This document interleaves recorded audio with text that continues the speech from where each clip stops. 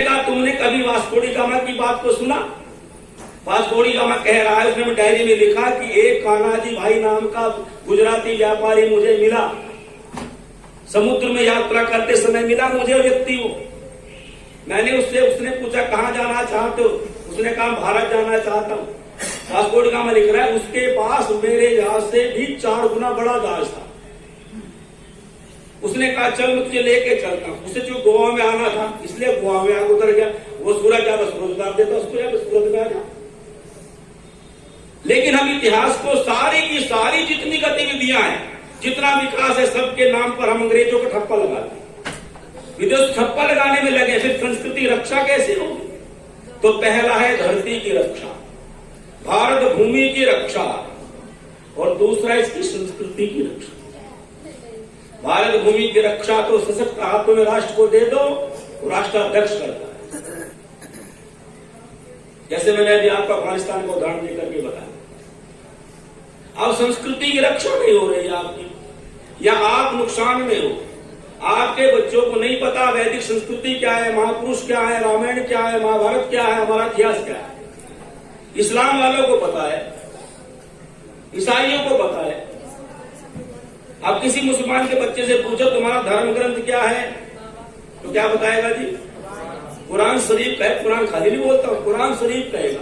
कुरान उसको पढ़ाए जाते हैं। मैं कभी कभी सोचता हूं भारत की भाषा अरबी नहीं है, उर्दू भी नहीं है। अरबी छोड़ो, उर्दू में कौन बोल रहा है बताओ? भारत की भाषा अरबी नहीं, अरबी का कोई प्रयोग नहीं भारत में। कोई नौकरी अरबी का आधार पर नहीं मिलती। और कुरान किस भाषा में है जी? जरा बोल, अरबी भाषा में है। फिर भी सारे मुसलमान बोलो पढ़ते कि नहीं पढ़ते? और वेद किस भाषा में है? संस्कृत भाषा भारत की है कि नहीं? पर हिंदू वेद पढ़ने को तैयार नहीं है, हिंदू धर्म दर्शन पढ़ने को तैयार नहीं है, हिंदू संस्कृत भाषा जानने को तैयार नहीं है, हिंदू संस्कृत की ओर बढ़ने को तैयार है। और रक्षा कैसे करो संस्कृति की? इसलिए आप जब परिवारों में बात करते हैं कि सब धर्म बराबर है, कैसे बराबर हो जाएंगे जी? धर्म बराबर कैसे हो जाएंगे? एक व्यक्ति कहता है गांव को काटू है, कहते हैं गांव को मां मान लूंगा, कैसे बराबर हो जाओगे भाई?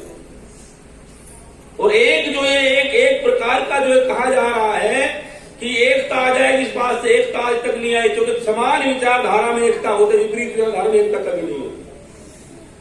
इसलिए संस्कृति की रक्षा के लिए संस्कृत का पढ़ना जरूरी है। इस समय यदि राष्ट्र को नुकसान है तो संस्कृति हमारी सबल न होने से नुकसान है। आज हिंदू अपने कहने वाले जितने भी आ रहे हैं वो अपने धर्म ग्रंथ से भी अलग हट गए।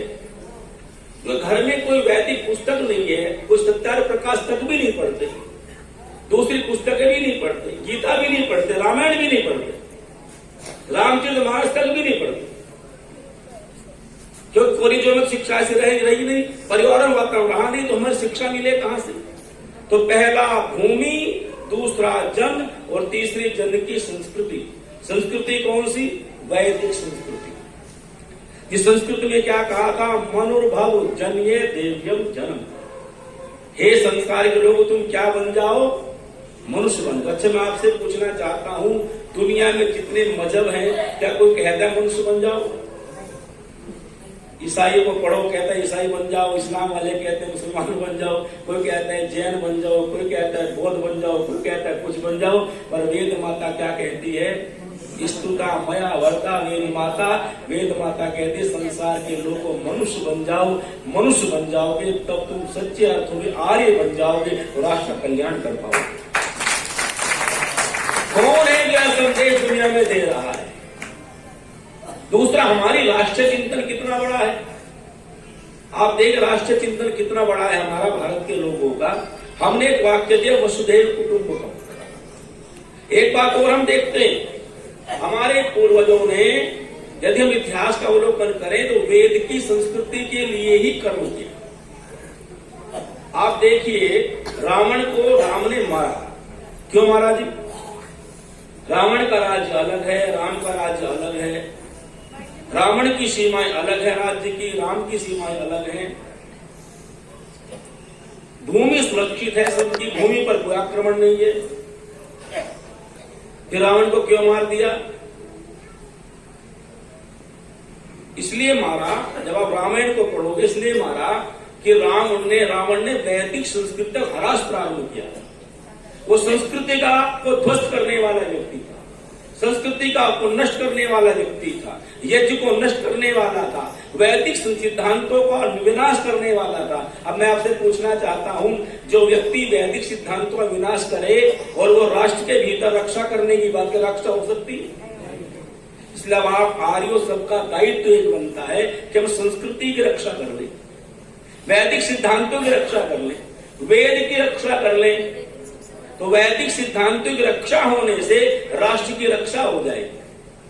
हमारी आने वाली संतति वेद को जान ले, विद्या को जान ले, और तब क्या करें? बोले पढ़ते चले जाएं। तब हम रोजाना प्रार्थना करते राष्ट्र के बारे में, ब्राह्मण सौराष्ट्र में द्विजव्रत ब्रह्म तेजधारी।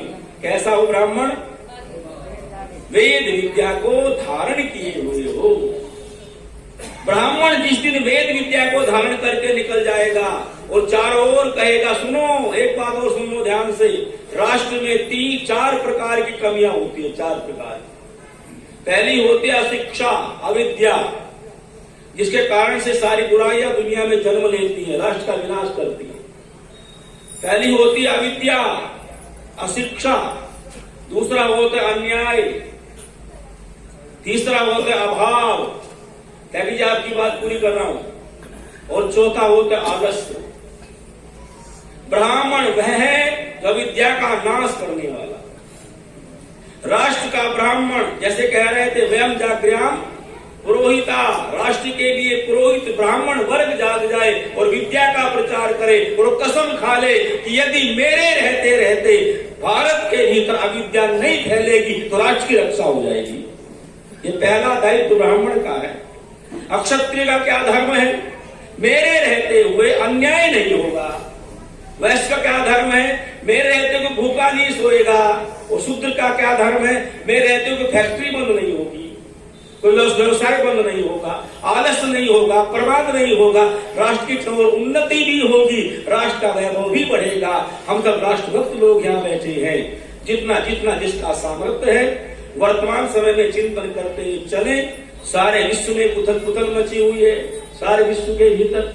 और याद रखना, मैं एक बात और कहता हूं, ये बात मेरे आपको थोड़ी कड़वी भी लग सकती है, बुरी भी लग सकती है, खराब भी लग सकती है इस समय में, तो ये भी लग सकता है शास्त्री साहब वैसे कह रहे होंगे।